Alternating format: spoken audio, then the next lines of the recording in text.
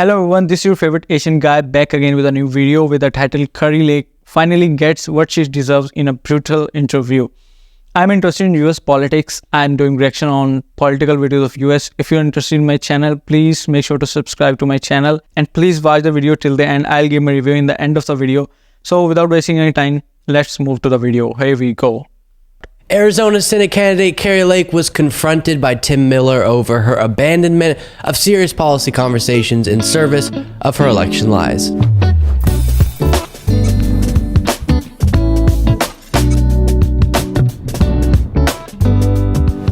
This is such a fascinating video I have to play for you.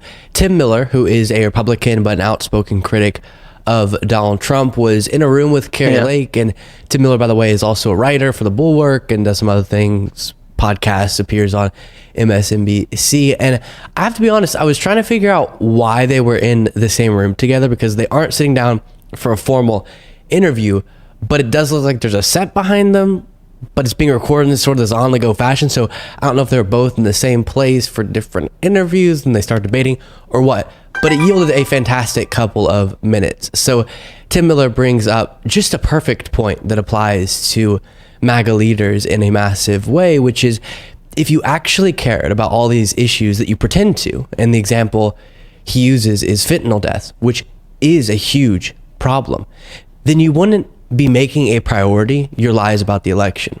People like Kari Lake don't actually think elections are being stolen from Republicans and Trump actually won and she actually won and she should be governor right now.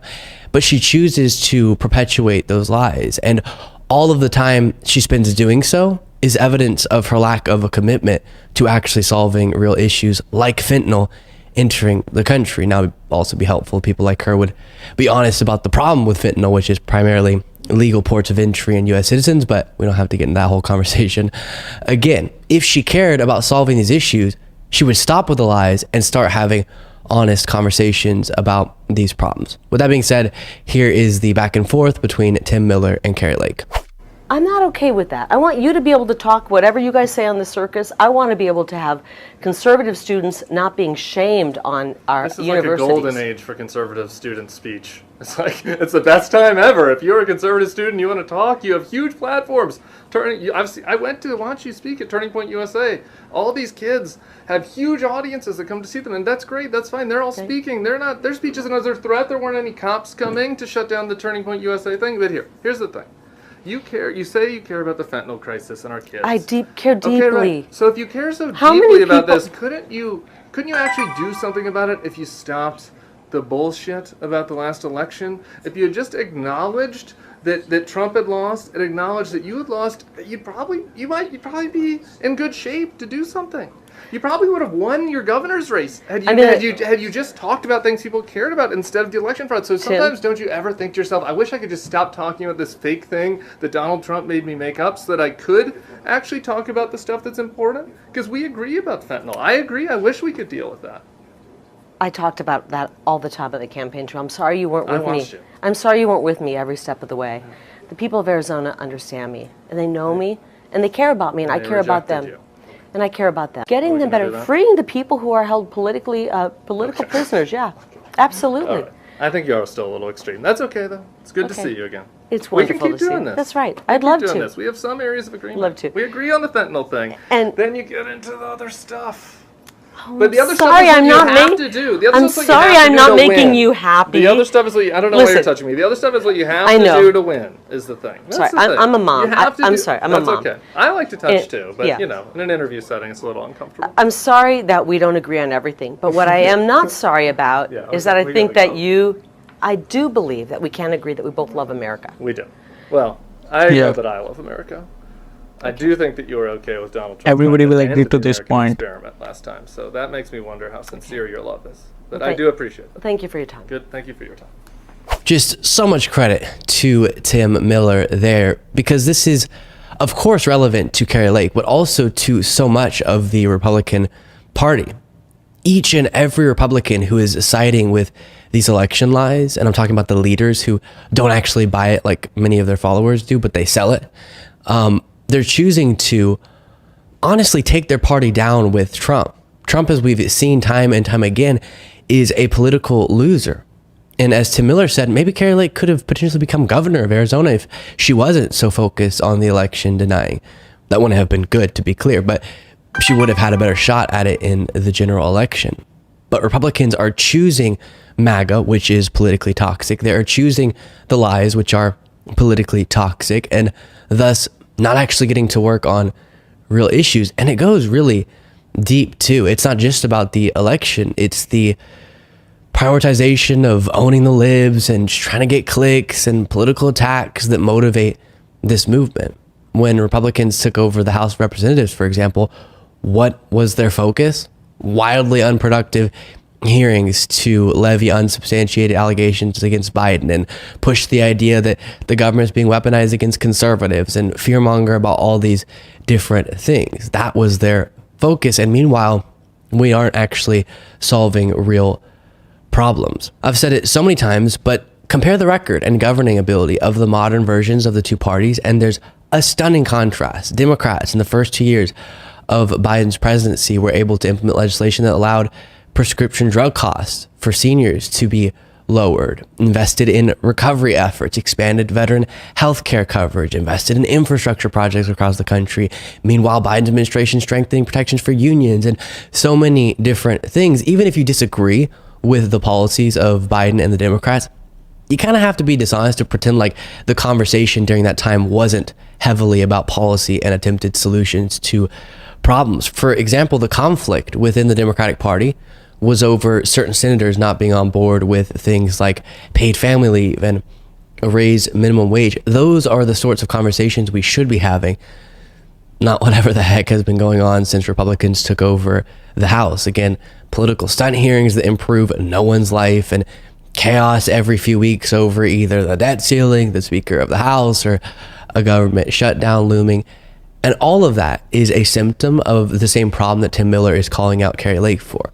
Put short, it's choosing MAGA over policy. That's it. And I wish we could get back to disagreeing aggressively still, but on a policy.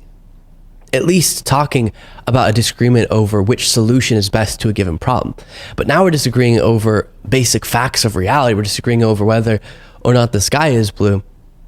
And people like Kari Lake are contributing to that. She knows how much her followers love hearing that anyone they support can never lose. And anytime they do, it's because the election was stolen.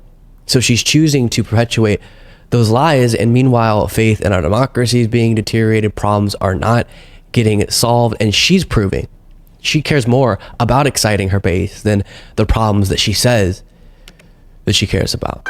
Now, by the way, this isn't the first confrontation like this that Kari Lake and Tim Miller have had.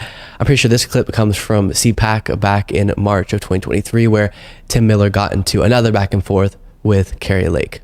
Haley and Pompeo in there saying that we've lost 3 straight elections, that it's time to change the strategy, maybe appeal out to more moderate voters.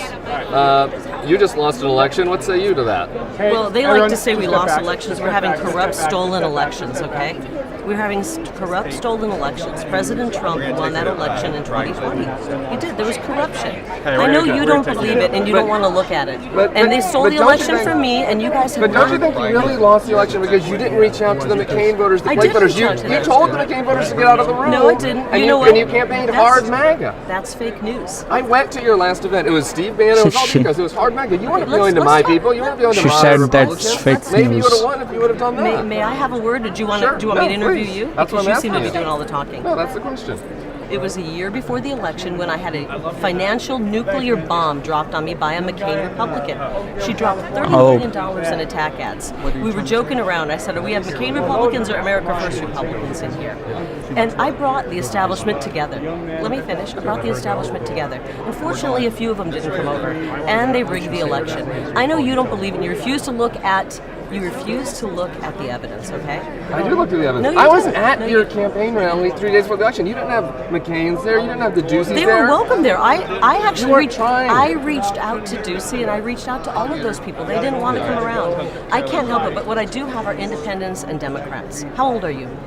I'm 41. You're 41 and you dress like a 13-year-old. Oh, Carrie, come on. We shouldn't end on that. It's honestly Oh, so wow. fascinating, the sort of plug your ears, close your eyes, la la la thing that MAGA Republicans are doing.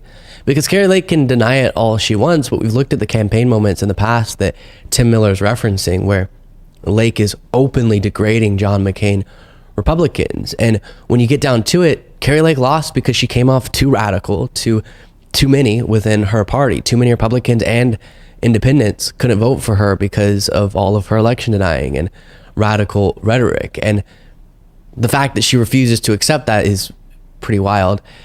It's honestly the saddest thing in the world, all these Republicans who are crafting these complex fairy tales about stolen elections because they just can't accept that the electorate's fed up with their nonsense. Instead of adjusting and moderating like sometimes you got to do in politics, they just comfort themselves with sweet little lies. I said in a past video that Republicans are just not learning their electoral lesson on two issues, MAGA and abortion rights. Just like how Kari Lake is going, no, the moderate Republicans loved me and I did nothing to scare them away. So many Republicans are going, no, our stance on abortion's fine and America loves it. As a reminder, just last Tuesday, they lost resoundingly in multiple states on the issue of abortion again. And still the head of the RNC, Ronna McDaniel, is saying this. This isn't true. Listen, I'm proud to be a pro-life party, but we can win on this message. The American people are where we are, and they want common sense limitations. They want more access to adoption. We want to make sure that there's pregnancy crisis centers. These are things we can win on, but we have to talk about it. And you can't hide in a corner and think abortion's not going to be an issue. Oh, Ronna. She says, quote, the American people are where we are. No, Ronna, they're not. What I love how she brings up issue? adoption as if that's Comment the below. part of their stance that people have an issue with. If you're so proud of your stance, why don't you talk about the actual part of it that people are taking issue with? Maybe it's the dangerous bans that have been implemented in red state after red state across the country in recent months. But instead she talks about, we just want to expand access to adoption. Okay, Ronna. Now we're seeing some Republicans finally say, okay, we get it. America's sick of us wanting to ban abortion. Maybe at least just for the purposes of elections, we should stop trying to do that. But many aren't still. And hopefully the electoral results keep reflecting the awareness of that in American voters' minds. And then we'll see, of course, if they learn their lesson with extreme MAGA Republicans as well. At least in the 2024 presidential primary, it seems very unlikely. This was a video and it was a very interesting video. First of all, you have to tell me what do you think about abortion issue in US. What is your opinion about this issue? Please comment below. I'm waiting for your comments. And I'm going to move to the most interesting part of the video. In this part, I used to read comments of the people regarding this video. The first one is, sorry, I can't listen to her. How many times do we have to vote against her? Get the message. Go away, Kari. Go away. A lot of haters commenting about her. What do you think about her? Please tell me in the comment section. I don't want to drag the video long. Please subscribe to my channel if you literally like my video. Give your precious seconds to subscribe to my channel so that we can meet again. I'll see you in the next video. Till then, bye-bye.